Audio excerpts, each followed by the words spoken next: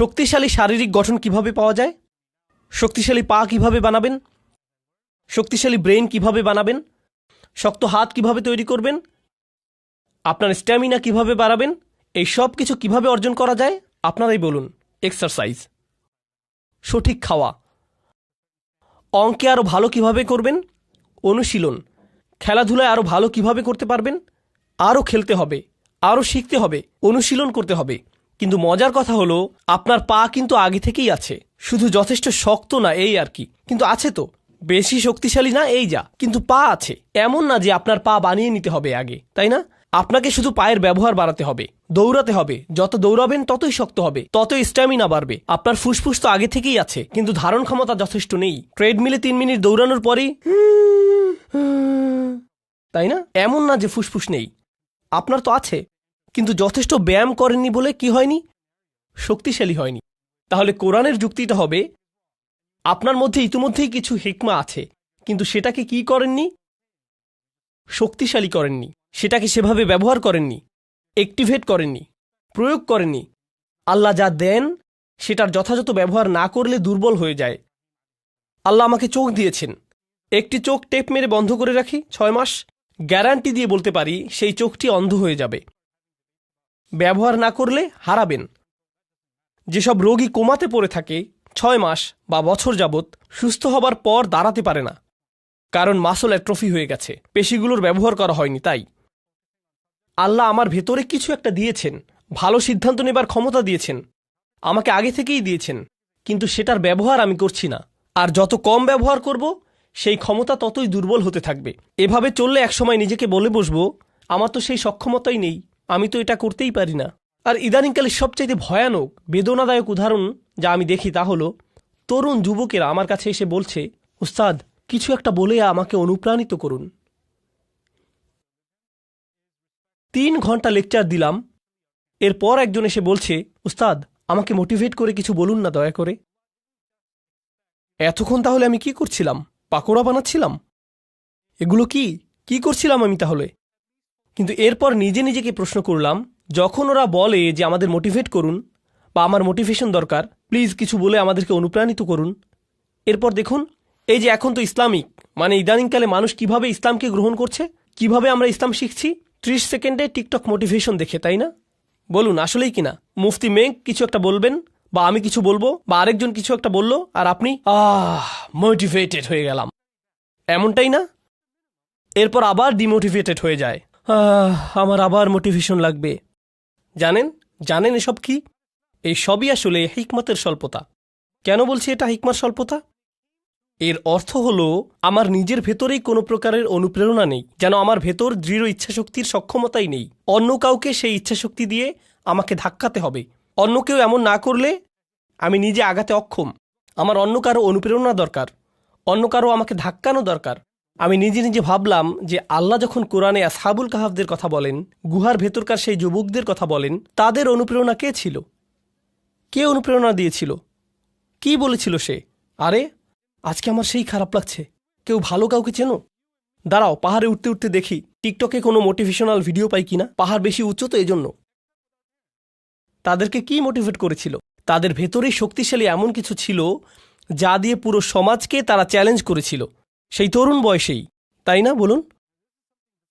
এমন না যে আসমান থেকে কিছু একটা নেমে এসেছিল বা তারা নবী হয়ে গিয়েছিলেন। তারা তো শুধু সাধারণ কিছু তরুণ ছিলেন, একদম সাধারণ যুবক, কিন্তু তারা মোটিভেটেড ছিলেন। মোট কথা আমি যা বলতে চাচ্ছি তা হলো কোরআনে শক্তিশালী যে কথা বলা হচ্ছে তা হলো মৌলিক হিকমা, মৌলিক জ্ঞান, মৌলিক ভদ্রতা, সঠিক কাজ করার ক্ষমতা। এই সবই আপনার মধ্যেই আছে, আগে থেকেই আছে। আরেকটা জিনিস বলবো আপনাদেরকে, কিছুদিন আগেই বলেছিলাম আরেকবার, ইদানিং আমি বেশ ফিল্টার্ড হয়ে গেছি, মানে আগের মতো আর ভদ্র নেই আমি। এটা কাজেই লাগছে বেশি। এমন না যে আমি অভদ্র, মানে সরাসরি বলি আর কি। তো একজন তরুণী এলেন আমার কাছে, তখন জার্মানিতে ছিলাম। তো প্রোগ্রামের পর তিনি এসে বললেন, উস্তাদ আমরা কেন নারী নেতৃত্ব নিয়ে কথা বলি না? নারীদের নেতৃত্বে থাকা উচিত, তাদেরও নেতৃত্বের অধিকার আছে, আমরা কেন এটা নিয়ে আলোচনা করি না? আমি তাকে বললাম, তুমি আমার মেয়ের বয়সী, তাই আমি তোমার সাথে আমার মেয়ের মতো করেই কথা বলবো, ঠিক আছে? সে বলল, হ্যাঁ ঠিক আছে। তখন আমি বললাম, তুমি নিশ্চিত তো কোনো সমস্যা নেই? আমি কিন্তু নিজের মেয়েকে যেভাবে বলি সেভাবে বলবো। সে বলল, হ্যাঁ বলুন। তো আমি বললাম, আচ্ছা, আমি পুরো পৃথিবীতে এমন মহিলাদের চিনি যারা নিজেরা নেতৃত্বে আছেন। আমি $multi-million কোম্পানি চালাই এমন মহিলাদেরও চিনি। 10,000 কর্মচারী আছে এমন মহিলাকেও চিনি। এমন মহিলাকেও চিনি যিনি বিশ্বজুড়ে শত হাজার মানুষের খাবারের ব্যবস্থা করেন। হাসপাতাল চালান এমন মহিলা চিনি। সরকারে আছেন এমন মহিলাদেরও চিনি। বিশ্বে এমন এমন মহিলাদের আমি চিনি। আর জানো তাদের সবার মধ্যে কমন বিষয়টি কি? তারা কখনোই নেতৃত্ব নিয়ে কথা বলেন না, শুধু কাজ করে যান। তো এখন এই উপদেশ সমস্ত পুরুষ মহিলাদের প্রতি, আপনি কিছু বলতে চান নাকি কিছু করতে চান? যত বেশি বলেন আপনাদের জন্য নেতৃত্ব কত গুরুত্বপূর্ণ সেটা নিয়ে যদি শুধু কথা বলে যেতে থাকেন, তবে 10 বছর পরও এটা নিয়ে কথাই বলতে থাকবেন, যতক্ষণ না পর্যন্ত আপনি খুঁজে বের করে নিচ্ছেন যে কিসের নেতৃত্ব দিতে চান। অন্য কেউ এসে দরজা মেলে ধরবে আর আপনি হেঁটে চলে যাবেন, এমনটা ভাবলে হবে না। আপনার সামনে যদি পাহাড় থাকে, কোনো রাস্তা না থাকে, বেয়ে ওঠা শিখে নিন। এটাই হচ্ছে নেতৃত্ব, বাধা অতিক্রম করা। আপনার সামনে দেয়াল আছে কি নাই পাত্তা দেবেন না, হয় মাটি খুঁড়ুন নইলে বেয়ে উঠুন, এভাবে এগুতে থাকেন। এই মানসিকতা যে কেউই সাহায্য করতে আসবে না, আপনার মধ্যেই সক্ষমতা আছে, আপনার মাঝেই আছে। তো আমাদের শক্তিমত্তার নতুন মানসিকতা তৈরি হবে। আচ্ছা, এই যে হিকমার ধারণা নিয়ে বলছিলাম, আপনাদের বলেছিলাম যে হিকমা এসেছে হুকুম থেকে, অর্থ হলো চোয়াল, মনে আছে?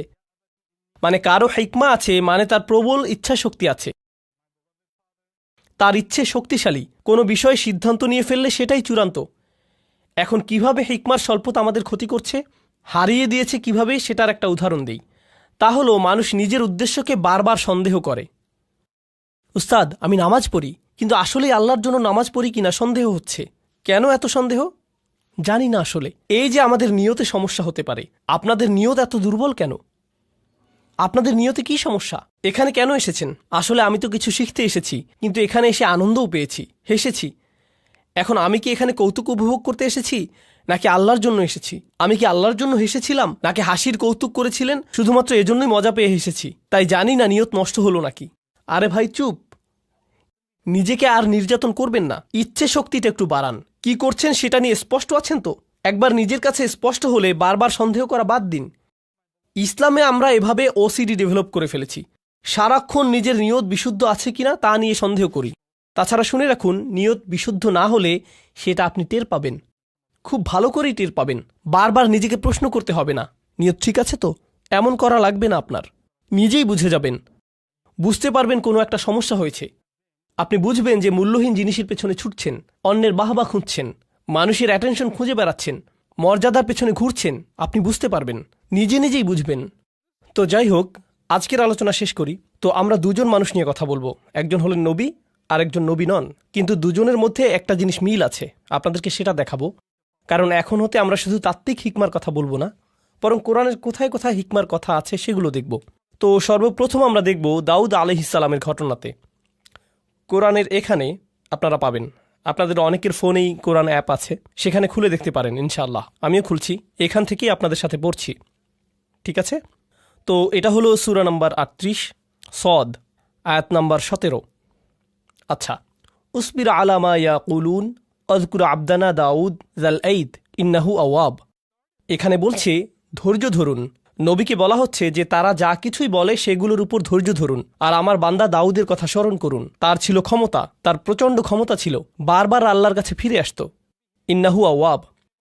ইন্না সাখখারনাল জিবালা মাআহু, আমি তার জন্য পাহাড় পর্বতসমূহকে বশীভূত করেছিলাম। ইউসাব্বিহনা বিল আশিয়্যি ওয়াল ইশরাক, তারা আল্লাহর গুণগান করত, মানে পর্বতরাও তার সাথে রাত আর দিনের বেলা আল্লাহর প্রশংসা করত। অত্তয়রা মাহশুরত, আর পাখিরাও তার চারপাশে ভিড় জমাত। কুল্লুল্লাহু আওয়াব, তারা বারবার তার কাছে ফিরে আসত। ওয়াশাদাদনা মুলকাহু, এই জায়গাটাতে আমাদের আলোচনার বিষয়বস্তু। আর আমি তাকে দিয়েছিলাম, তার রাজত্ব শক্তিশালী করেছিলাম। ও আতাইনাহুল হিকমা, আর তাকে দিয়েছিলাম হিকমত। যেহেতু আমাদের আলোচনাটাই হলো হিকমতের, তাই না? আল্লাহ বলছেন আমি তাকে শক্তিশালী করেছিলাম, তার রাজত্বকে, আর তাকে দিয়েছিলাম হিকমা অফাসলাল খিতাব, আর তাকে দিয়েছিলাম সিদ্ধান্তমূলক বক্তব্য, শক্তিশালী বাগ্গীতা। আচ্ছা, এখন যখন আল্লাহ বললেন যে তিনি তাকে হিকমা দিয়েছেন, তাই তিনি এখন তার ব্যাপারে একটা ঘটনা জানাবেন। পুরো ঘটনার বিস্তারিত আলোচনায় যাব না, সংক্ষেপে শুধু বলবো দাউদ আলাইহিসসালাম তার কক্ষে ছিলেন। আল্লাহ বলেন ওয়াহাল আতাকা নাবাউল খসম, আপনার কাছে বিবাদকারী লোকদের খবর এসেছে কি? ইজ তাসাওয়ারুল মিহরাব, দাউদ আলাইহিসসালাম ছিলেন রাজা, আর রাজারা তো থাকে রাজপ্রাসাদে, আর রাজার কক্ষ সাধারণত প্রাসাদের একদম উঁচুতে থাকে, নিরাপদ স্থানে। তো যেখানে নামাজ পড়ে, তো তিনি তার কক্ষে ইবাদত করছিলেন। মেহরাব হলো ঘরের সেই কোণার অংশ যেটা একটু আড়াল, যেখানে নামাজ পড়ে। তিনি ইবাদত শেষে পেছনে ফিরেই দেখলেন তার ঘরে কয়েকজন মানুষ। চিন্তা করুন তো, তার নিজের শোবার ঘরে, একদম ভেতরের ঘরে ঢুকে গেছে তারা। তাহলে কল্পনা করতে পারেন, এই যে আমাদের আমেরিকায় হোয়াইট হাউস আছে, তাই না? আর এই হোয়াইট হাউসে তো নিরাপত্তার অতিরিক্ত অনেকগুলো স্তর আছে। ছাদের ওপর স্নাইপার আছে, সিকিউরিটি গার্ড আছে, কুকুর আছে, এই সমস্ত কিছুই আছে ওখানে, তাই না? আর একদম ভেতরে আছে প্রেসিডেন্টের বাসভবন। তো প্রেসিডেন্ট ধরুন বাথরুম থেকে বের হয়ে দেখলেন সেখানে 6 জন বসে আছে। প্রেসিডেন্ট সাহেব, আমাদের একটা প্রশ্ন আছে, মানে কেউ যদি নিরাপত্তার এতগুলো স্তর পেরিয়ে আসে, তবে এটার মানে কি হবে? হত্যা করতে এসেছে, তাই না? মানে তো এটাই। কিভাবে তারা এতগুলো নিরাপত্তা স্তর পেরিয়ে একদম বেডরুমে এসে উপস্থিত হয়, বুঝতেই পারছেন। তো তিনি ফিরে দেখলেন এতগুলো মানুষ। ইদ দাখালু আলা দাউদ, তারা মিহরাবে দাউদের কাছে এলো। ফফাজি আমিন হুম, তিনি তাদের দেখে ভয় পেয়েছিলেন, হতবাক হয়ে গিয়েছিলেন, কি হচ্ছে এখানে, তাই না? তাছাড়া দেখুন, দাউদ আলাইহিসসালাম কিন্তু শুধু রাজাই ছিলেন না, তিনি সামরিক নেতাও ছিলেন। আর সামরিক নেতাদের কিন্তু শত্রু থাকে। আর তাই তারা যদি তাদের ব্যক্তিগত স্থানে কাউকে দেখতে পায়, তবে বুঝে ফেলে যে এখানে হত্যার চেষ্টা হবে। তো তারা বলল, লা তাখফ খসমানা বাগা বাদুনা আলা বাদ। আরে না না না, ভয় পাবেন না, আমাদের শুধু একটি সমস্যা হয়েছে, আমরা তো শুধু আপনার পরামর্শ চাই। কোরআনের ঘটনাগুলো ভালোভাবে বোঝার জন্যে আমি যা করি তা হলো নিজেকে সেই অবস্থায় কল্পনা করি। এজন্য আমি কল্পনা করলাম যে এই যে এখানের প্রোগ্রাম শেষ করে আমার হোটেলে ফিরে গেলাম, আমার হোটেল রুমের বাথরুমে গিয়ে ফ্রেশ হয়ে নিলাম, এরপর বের হয়ে দেখি সেখানে আপনাদের 8 জন বসে আছেন আমার বিছানায়। উস্তাদ, তখন আপনার সাথে কথা বলার সুযোগ পাইনি। আমার একজন কাজিন এই হোটেলে কাজ করে, তাই একটি প্রশ্ন আছে। আপনি এক ভিডিওতে বলেছিলেন, আরে আমি তো ওখানে ভয়েই ভূত হয়ে যাব।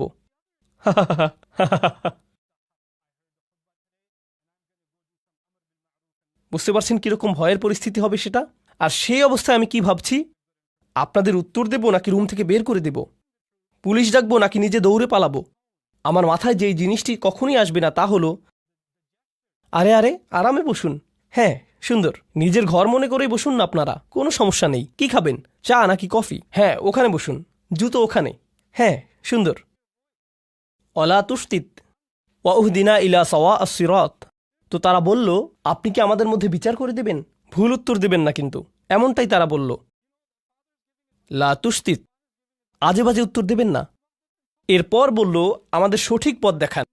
ইনি হলো আমার ভাই, তার 99টি ভেড়া আছে, আমার আছে একটি।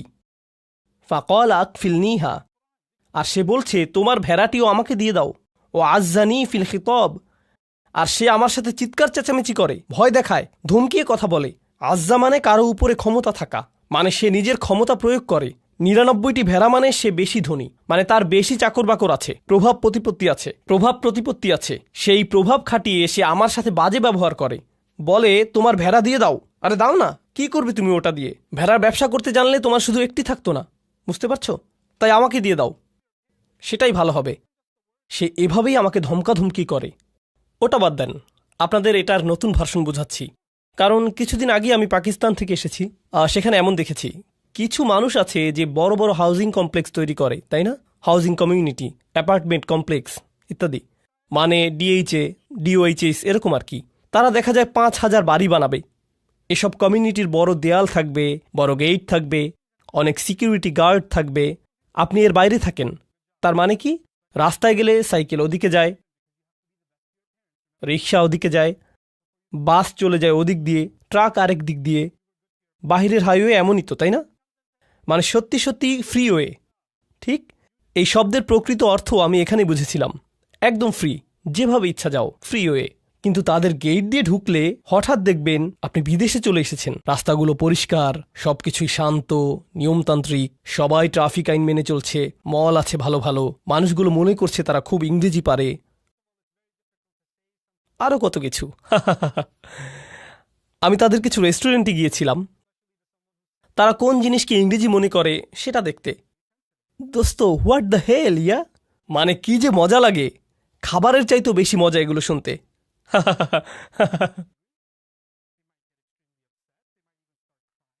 আচ্ছা, তো কোরআনে ফিরে যাই। তো তারা যা করে তা হলো এসব হাউজিং সোসাইটি বানায়, কিন্তু তার মধ্যখানে একজন থাকে খুবই পুরনো জীর্ণ শীর্ণ একটা বাসা নিয়ে। সে এটা বিক্রি করবেই না, তার জমি বিক্রি করার কোনো ইচ্ছেই নেই। তারা তখন কি করে জানেন? তার আশেপাশে সমস্ত জায়গায় বিল্ডিং তুলে দেয়, এমনকি ঘর থেকেও বেরোতে পারে না, কোনো রাস্তা নেই, কিছুই না, ঢুকতেও পারে না। তার একটাই পথ থাকে, বিক্রি করে দেয়া। কারণ তারা ওখানে পুরো জায়গা নিয়ে একটি শপিং মল বানাবে। মানে কিছু মানুষ থাকে খুবই ক্ষমতাধর, অনেক টাকা তাদের, আবার কেউ কেউ থাকে তাদের কিছু সম্পদ আছে তবে কোনো ক্ষমতা নেই। একজনের ৯৯টা আছে আর অন্যজনের কি একটি। যার ৯৯টা আছে সে একজনওয়ালার উপর খবরদারি করে।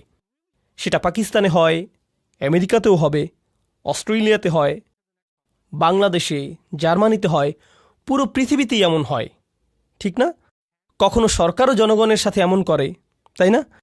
বিজনেস পার্টনার অন্য বিজনেস পার্টনারের সাথে করে, বড় ব্যবসা প্রতিষ্ঠানগুলো ছোট প্রতিষ্ঠানের সাথে করে, সব সময়ই হয়। এখন দাউদ আলাইহিসসালামের কথাগুলো শুনুন, এরপর আসলে আমি কথায় আসছি। এখন দাউদ আলাইহিসসালামের কথাগুলো শুনুন, এরপর আসল কথায় আসছি। দাউদ আলাইহিসসালাম বলছেন, আমি শুধুমাত্র আমাদের আলোচনার সাথে সম্পর্কিত অংশটি বলছি। ওয়া ইন্না কাসীরাম মিনাল খুলাতা লা ইয়াবগি বা'দুহুম আলা বা'দ। মূলত ব্যবসায়ী সম্পর্কে জড়িত আছে এমন বহু সংখ্যক মানুষ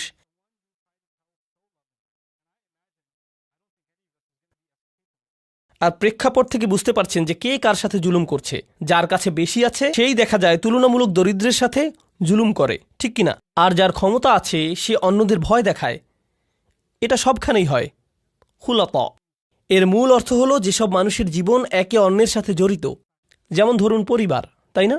তো ধরুন কোনো এক পরিবারে একজন পিতা আর ৬ জন পুত্র আছে, ঠিক আছে? এক পুত্র অন্যদের চাইতে বেশি ধনী আর রাজনৈতিক কানেকশনও আছে, বাকি ভাইদের এমনটা নেই। অথবা দুজনের এরকম আছে, বাকি ৪ জনের নেই। এখন উত্তরাধিকার সম্পদ গ্রহণের সময় আসলে বুঝতেই পারছেন কারা কারা তাদের অংশ সঠিকভাবে পাবে না, তাই না? কারণ যাদের ক্ষমতা আছে তারা যাদের ক্ষমতা নেই তাদের সরিয়ে দেবে, কিংবা তাদের হয়তো কিছুই দেবে না, ঠিক কিনা? তো এই ধরনের জিনিস তো ঘটেই। তাই দাউদ আলাইহিসসালাম বলছেন, অনেক ক্ষেত্রে যেসব মানুষ একে অন্যের সাথে সংযুক্ত তারা একে অন্যের ক্ষতি করে থাকে। ঠিক এই বক্তব্যটা দিলেন তিনি। এরপর বললেন, ইল্লাল্লাযীনা আমানু ওয়া আমিলুস সলিহাত ওয়া কলিলুম মা হুম। তবে যারা ঈমান আনে আর ভালো আমল করে তারা ছাড়া, আর তারা সংখ্যায় কতই না কম। অর্থাৎ যারা আসলে ঈমানদার আর ভালো কাজ করে তাদের একটি চিহ্ন হলো যে তারা ব্যবসায়িক চুক্তি নষ্ট করে না। তিনি বললেন কত কম তারা। দাউদের এই যে কথাটি চিন্তা করে দেখুন, আল্লাহ ব্যাখ্যা করে বলছেন হিকমা জিনিসটা কি। আল্লাহ শুধু বললেন, আল্লাহ দাউদকে কি দিয়েছেন? হিকমা। এখন লোকেরা তার কাছে এসে বলল, এই হলো আমাদের মামলা, আর তিনি বিচার করার আগে বললেন, আচ্ছা শুনুন, এরকম প্রচুর হয়। কিন্তু এটা যে প্রচুর হয় এই ধারণাটি দাউদ কোত্থেকে পেলেন? তিনি কি ওহী থেকে পেয়েছেন? কি মনে হয়? নাকি প্রচুর প্রচুর মামলা ঝামেলা থেকে অভিজ্ঞতা অর্জন করেছেন? তিনি প্রচুর সংখ্যক সমস্যা নিয়ে ডিল করেছেন। তিনি তো শাসক, বনি ইসরায়েলের সর্দার, তাদের নিয়েই তো তিনি থাকেন সারাক্ষণ। বহু বহু নজির দেখেন তিনি।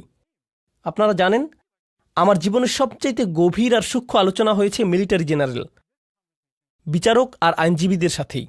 এসব লোক থেকে আপনি অনেক শিখতে পারবেন। যেমন তাদের জিজ্ঞেস করলাম, তো আপনি এই বেঞ্চে ৫০ বছর যাবৎ কাজ করে কি শিখেছেন? তারা বলেন, মাত্র ৩০ মিনিটের আলোচনায় তা আপনি শিখতে পারবেন না। আমি বললাম, শুরু তো সবখানেই থাকে, আগে শুরু তো করি, কিছু একটা অন্তত বলুন।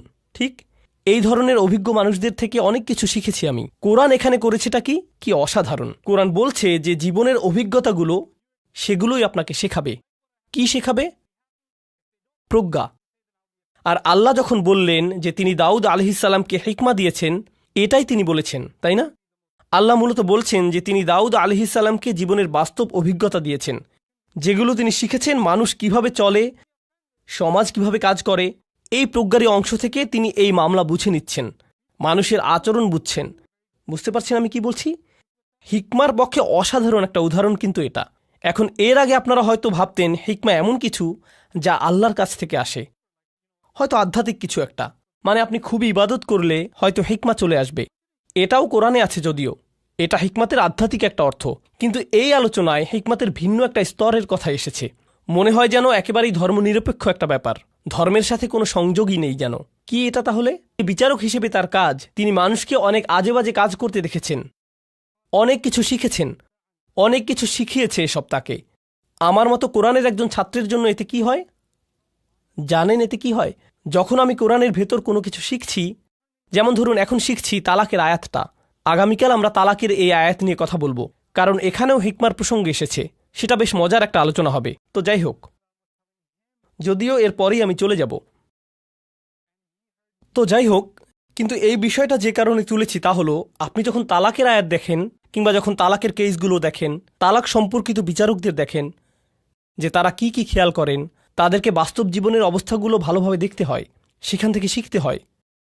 তাই যখন আমি তালাকের আয়াত পড়ি, তখন আমি সত্যি সত্যি একজন ডিভোর্স অ্যাটর্নির সাথে কথা বলি, ম্যারেজ কাউন্সিলরদের সাথে কথা বলি, মনোবিজ্ঞানীদের সাথে কথা বলি, তালাকের অভিজ্ঞতা আছে এমন লোকদের সাথেও কথা বলি। বুঝতে পারছেন? এর কারণ এই আয়াতগুলো বুঝতে যে এই হিকমা প্রয়োজন সেটা তাদের আছে। কি ধরনের হিকমা আছে তাদের? জীবনের অভিজ্ঞতা। খোদ কোরআনেই দাউদ আলাইহিসসালামের মাধ্যমেই হিকমার এই ধরনকে স্বীকৃতি দেওয়া হয়েছে। দাউদ আলাইহিসসালামের হিকমা মূলত হলো জীবনের অভিজ্ঞতা। তো আমি যা বলছি তা হলো, কোরআন হিকমার সংজ্ঞায় বেশ বিস্তৃত পদ্ধতি নিয়েছে, আর আমরা এই সবগুলো উদাহরণ দেখব। হিকমার নতুন একটা দৃশ্য সম্পর্কে জানব। যেমন আপনাদের দাদা দাদিরা কিন্তু নিজেদের জীবনের অভিজ্ঞতা থেকে অনেক কিছুই শেখাতে পারেন। আমাদের সমাজের মুরব্বীরা তো হলেন হিকমার পুকুর, অথচ কেউ পাত্তা দিচ্ছে না। কি কি শিখলেন জীবন থেকে? এভাবে জিজ্ঞেস করে আমরা উপকার নিচ্ছি না তাদের থেকে। বিভিন্ন পেশার মানুষ আছেন যারা জীবন থেকে কত কিছু যে শিখেছেন, কত কিছুই না দেখেছেন। যেমন একটি হিকমতের কথা আপনাদের বলবো, যেটা আমার পক্ষে জানা অন্যভাবে সম্ভবই ছিল না। নেভির একজন জেনারেলের সাথে আমার একবার দেখা হয়েছিল। আমি বলবো না কোন নেভি, কিন্তু তাদের সাথে দেখা করেছি। সেই সময় আমি সূরাতুর রহমান নিয়ে গবেষণা করছিলাম। আর সূরা আর রহমানে আল্লাহ বলেন, মারাজাল বাহরাইনি ইয়ালতাকিয়ান বাইনাহুমা বারযাখুল লা ইয়াবগিয়ান, তাই না? তিনি দুটো সমুদ্রের কথা বলেছেন, যেই দুটো সমুদ্র মিলিত হয়। তার সাথে তিনি মুক্ত আর প্রবালের কথা বললেন। এরপর তিনি পাড়ি দেয়া জাহাজের কথা বললেন, লাহুল জাওয়ারিল মুনশাআতু ফিল বাহরিকাল আলাম। ঠিক এরপরেই তিনি বলেন, কুল্লু মান আলাইহা ফান, সবাই মারা যাবে, সবাইকে মরতে হবে। তো তিনি সাগর নিয়ে কথা বললেন, মৃত্যু নিয়ে কথা বললেন। আমি সবসময় ভাবতাম যে এখানে সাগর আর মৃত্যুর মধ্যে নিশ্চয়ই কোনো সংযোগ আছে। তাহলে যে সাগরেই জীবন পার করেছে তাকে জিজ্ঞেস করার চাইতে ভালো আর কি হবে? তাই আমি সেই জেনারেলকে জিজ্ঞেস করলাম, আপনি তো পুরোটা জীবন সাগরে পার করেছেন, এই আয়াত সম্পর্কে বলুন তো, এটা পড়লে আপনার কি মনে হয়? তিনি বললেন, শুনুন, যখন জাহাজ ডকইয়ার্ড ছেড়ে যায়, সেই নাবিক যখন জাহাজের ডেকে থাকে, তখন এমন একটা দিনও যায় না যে সে ঘুমোতে যাবার পূর্বে বা ঘুম থেকে উঠে প্রথমেই মৃত্যুর কথা মনে করে না। কারণ আপনি হয়তো ভাবছেন আশেপাশে পানি, কিন্তু সে সারাক্ষণই মৃত্যুই দেখতে পাচ্ছে। যে কোনো সময় সুনামি আসতে পারে, জাহাজ নষ্ট হতে পারে, কোনো কিছু আক্রমণ করতে পারে, কিছু একটা হয়ে নিচে ফুটো হয়ে যেতে পারে, মানে যে কোনো কিছুই হতে পারে। ঠিক তো তারা সারাক্ষণই মৃত্যুকেই যেন দেখছে। যে লোক তার জীবন সাগরে পার করে দিয়েছে, তার কাছ থেকে এই প্রজ্ঞা না পেলে আমি কিন্তু কখনোই সাগর আর মৃত্যুর মাঝে এই যে অসাধারণ সূক্ষ্ম সম্পর্ক, সেটা ধারণাই করতে পারতাম না। তারাই কিন্তু একদম নিজের অভিজ্ঞতা থেকে বুঝিয়ে দিতে পারবেন ওর মধ্যে সম্পর্কের কথা। এই গুরুত্বপূর্ণ জিনিসটাই আমি চাচ্ছিলাম আজকে আপনাদেরকে বোঝাতে। এই যে হিকমা আর জীবনের অভিজ্ঞতার মাঝে সম্পর্কটি, এটা কিন্তু কোরআনেই আছে। পরের ঘটনাটি হয়তো বলার সময়ই পাবো না আজকে। আচ্ছা, তবুও একদম সংক্ষেপে বলি। এই দ্বিতীয় ঘটনাটি হলো আধ্যাত্মিক প্রজ্ঞা সম্পর্কিত, জীবনের অভিজ্ঞতা প্রসূত প্রজ্ঞা নয়। কি সম্পর্কিত? আধ্যাত্মিক হিকমা। তা কোরআন থেকে নয়, ওহী থেকে নয়, নবুয়ত থেকেও নয়, বরং সেটা আসছে লুকমানের উদাহরণ থেকে। আল্লাহ লুকমানকে হিকমা দিয়েছিলেন, কিন্তু সেই হিকমা কী ছিল? পুরো দুনিয়া সম্পর্কে চিন্তাভাবনা করার পর, জীবন নিয়ে ভাবার পর, একজন পিতা হবার পর যেই হিকমা লুকমানের এলো, তা হচ্ছে আপনাকে শুধু শুকরগুজার হতে হবে। আনিশকুরলিল্লাহ, শুকরগুজার হতে হবে আপনাকে। এখন যে কোনো বাবা মাই কিন্তু এটা জানেন, জীবন কি সহজ নাকি কঠিন? জীবন অনেক কঠিন। জীবনের প্রত্যেক ধাপই নিজস্ব এক কাঠিন্য নিয়ে আসে। সন্তান প্রতিপালন আরেক ধরনের কঠিন কাজ। বাচ্চাদের যখন বয়স বাড়ে, তাদের প্রত্যেক বয়সে জীবন নতুন নতুন জটিলতা নিয়ে হাজির হয়। আপনি ভাবছেন এখনই সবচাইতে কঠিন ধাপ, কিন্তু পরের বছর ভাবেন, আরে এই বছর তো আরো অনেক কঠিন। আপনি যখন ডায়পার বদলাচ্ছেন, তখন বলেন, হায় আল্লাহ, এই বাচ্চা এত ডায়পার কিভাবে নষ্ট করে, তাই না? কবে শেষ হবে এই কষ্ট? এই পিতামাতাই যারা একটা সময়ে ঘুমের অভাবে মরেই যাচ্ছিল, 2 ঘন্টা পর পর উঠতে হচ্ছে, ঢেকুর তুলে দিতে হচ্ছে, ন্যাপি পরিষ্কার করতে হচ্ছে, আরও কত কি। ১৯ বছর পর তারাই আবার বলেন, যখন তোর ডায়াপার পরিষ্কার করতাম সেই সময়টা মিস করি, তখনই তুই ভালো ছিলি, আর এখন তো জ্বালা সহ্য করতে হয়। নতুন পরীক্ষা। লুকমানের জীবন খুব সহজ ছিল না। তার জীবনের অভিজ্ঞতাগুলো তাকে আধ্যাত্মিক এক প্রজ্ঞা দিয়েছেন। কি সেই আধ্যাত্মিক প্রজ্ঞা? আল্লাহর প্রতি কৃতজ্ঞ হও। আর তিনি বলছেন, যেই কৃতজ্ঞ হবে, কি অসাধারণ হিকমা দেখুন, যেই কৃতজ্ঞ হবে সে মূলত কৃতজ্ঞ হয় কিসের জন্য? কি বলছেন তিনি? অমাইয়াশকুর ফা ইন্নামা ইয়াশকুরুলি নাফসিহি। যেই শকরগুজার হবে সে তো নিজের কল্যাণেই শকরগুজার হবে। ব্যাপারটা অসাধারণ। আমি যদি কৃতজ্ঞ বান্দা হতে পারি তাহলে জীবনে সেগুলোতে আটকে থাকব না, সেগুলো নিয়ে দুঃখ পেতে থাকব না। আমার সাথে মন্দ কিছু হলে সেটা নিয়ে বারবার দুঃখ প্রকাশ করি না, সেটা দিয়েই জীবন আটকে রাখি না। জানেন কেন? কারণ আমি এর বদলে কি ধরেছি? কৃতজ্ঞতা। কৃতজ্ঞতা মানে জীবনে যা কিছুই অতীতে হোক না কেন, আমি সেটার ভালো দিকটি খুঁজি।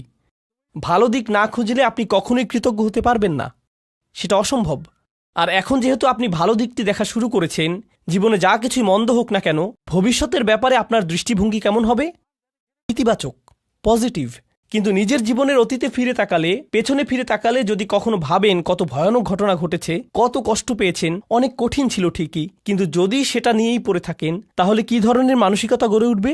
আমার সাথে এত খারাপ হলো, আর তো জীবনে কখনোই ভালো কিছু হবে না। আমার সাথে শুধু খারাপই হয়, সারাক্ষণ আমি বিপদে পড়তে থাকি, শুধু আমার সাথেই কেন এমন হয়? মনোভাব এভাবেই বদলে যায়। কারণ শকর নেই যে। কারণ যদি আপনার মাঝে শকর থাকতো, তবে কৃতজ্ঞতা বোধও থাকত। শকরগুজারি সবার আগে নিজের উপকার করে। অমাই ইয়াশকুর ফা ইন্নামা ইয়াশকুরু লিনাফসিহি। কি অসাধারণ একটি হিকমত বলুন। এটা কিন্তু হচ্ছে আধ্যাত্মিক প্রজ্ঞা। এমনকি আমি তো বলবো এটা এক ধরনের মনস্তাত্ত্বিক প্রজ্ঞা। জানেন, আমেরিকাতে মানুষ ঘন্টায় $350 দিয়ে সাইকোলজিস্টের কাছে কি শুনতে যায়? আপনার কিছু পজিটিভ সাইকোলজি লাগবে। আমি কি শুধু সূরাতুল লুকমান পড়তে পারতাম না? আরে এমন করলে তো আমার অনেক টাকাও বাঁচত, আবার অনেক সোয়াবও পেতাম, তাই না? আর তাই হিকমার এই প্রথম অংশটি হলো আমার অভিজ্ঞতা নিয়ে কিভাবে চিন্তা করব আর আল্লাহ সম্পর্কে কিভাবে ভাবব। হিকমার দ্বিতীয় অংশে চলে যাই তাড়াতাড়ি, এরপর আজকের সেশন শেষ। আজকের এটাই শেষ বিষয়। লুকমান রাদিয়াল্লাহু আনহু তার ছেলেদের বললেন, কোনো পাপ কাজই ছোট নয়, এমনকি সবচাইতে ছোট কাজও আল্লাহ বের করে আনবেন। কোনো পাপ কাজই ছোট নয়। আমি যেই মূল বিষয়টি বলতে চাচ্ছি তা হলো যে কোনো পাপ কাজই কি নয়, ছোট নয়, এমনকি মাইক্রোস্কোপিক লেভেলের কাজও নয়। এমনকি পাথরের ভেতরে থাকলেও আল্লাহ বের করে আনবেন। ইয়াতি বিহাল্লাহ। আল্লাহ খুবই সূক্ষ্ম, আল্লাহ খুবই সুনির্দিষ্টভাবে করেন। আপনার পাপ কাজকে কখনোই ছোট করে দেখবেন না। আর তাছাড়াও আরও যোগ করি, এর বিপরীতে আপনার কিসের ক্ষমতাকেও ছোট করে দেখবেন না? ভালো কাজের। এমন ভাববেন না যে আরে এসব করে কী বা হবে, ইনফ্লুয়েন্সার তো আর হতে পারলাম না, লাখ লাখ ভিউ তো আর পেলাম না। বুঝতে পারছেন? এই আয়াতগুলো নিজেই পড়াশোনা করে দেখুন না, এখানকার আয়াতগুলো দেখলেই বুঝবেন। তিনি তার ছেলেদেরকে বলছেন, অন্যদের দিকে বাজেভাবে তাকাবে না, বিনয়ের সাথে চলাফেরা করো। তার পুত্রদেরকে বলছেন যে কোথাও যাবার সময়ে উদ্দেশ্য নিয়ে যেন যায়, উদ্দেশ্যহীন চলাফেরা যেন না হয়। অক্সিদ ফি মাশিক। আর তিনি তার ছেলেকে আওয়াজ নিচু করতে বলছেন, তার ক্রোধ নিয়ন্ত্রণ করতে শেখাচ্ছেন, ভদ্রতা শেখাচ্ছেন, তাই না? জীবনের উদ্দেশ্য শেখাচ্ছেন। সে ঘর থেকে বের হবার সময় যেন তার আসল উদ্দেশ্য থাকে, জীবন যেন অর্থবহ ও উদ্দেশ্যপূর্ণ হয়। এসব জিনিসের বেশিরভাগই তিনি তাকে নিজের চেহারার ভাবভঙ্গিও নিয়ন্ত্রণ করতে বলছেন। লা তুসঈর খদ্দাকা লিন্নাস। মানুষের দিকে গাল ফুলিয়ে তাকাবে না, মানুষের চেহারায় বিকৃত করবে না। বেশিরভাগ মানুষ কি মনে করে? এগুলো ছোট ব্যাপার নাকি বড় ব্যাপার? ছোট বিষয় মনে করে। হজ হলো বড় ব্যাপার, হারাম বিশাল ব্যাপার। বড় কোনো ইবাদত করলে সেটা বড় পুণ্যের কাজ হবে, কিন্তু অন্যের দিকে মন্দভাবে তাকানো এটা তো ছোট্ট বিষয়, কিছুই না। আর এই যে প্রজ্ঞা, তার থেকে কি নিজের ছেলেদেরকে শিখিয়েছেন? সবচাইতে ক্ষুদ্র জিনিসকেও ছোট করে দেখো না, এরপর তিনি উদাহরণ দিলেন এমন সব কাজের সেগুলো মানুষ ছোট মনে করে, কিন্তু আসলে সেগুলো বিশাল কিছু। আল্লাহর চোখে সেগুলোও মূল্যবান। আপনি কিভাবে কথা বলেন, কিভাবে চলেন ফেরেন, আপনার মুখভঙ্গি কেমন, নিজের গলার স্বর কিভাবে ব্যবহার করেন, কি ভাষায় কথা বলেন সবার সাথে। ইন্না আনকারাল আসওয়াতি লাসাউতুল হামির। তিনি এই প্রজ্ঞা, এই আধ্যাত্মিক হিকমা শিখেছেন কিভাবে? কোনো ওহী থেকে কিন্তু তিনি এই হিকমা শিখেননি। এছাড়া মজার বিষয় হলো, অনেক মানুষ দেখবেন আপনারা যারা নিজেরা মুসলিম না হলেও লুকমানের উপদেশ মেনে চলে। তারা অন্যদের সাথে সদয় ভদ্র ব্যবহার করে, তারা উদ্দেশ্যপূর্ণ, তাই না? অন্যদের ছোট করে দেখেন না, তারা অন্য কারো উপর গলার স্বর উঁচু করে না। তাদের সব গুণ আছে। এই গুণগুলো তারা কোত্থেকে পেয়েছে? মাঝে মাঝে হয়তো মনে হয় এদের তো ইমানই নেই, তবুও কিভাবে ইসলামিক মূল্যবোধ পেল তারা? কারণ হলো হিকমাহ, সার্বজনীন বিষয়। কারণ হিকমাহ হলো সার্বজনীন বিষয়। আল্লাহ যাকে চান তাকে এটা দিতে পারেন। তো এর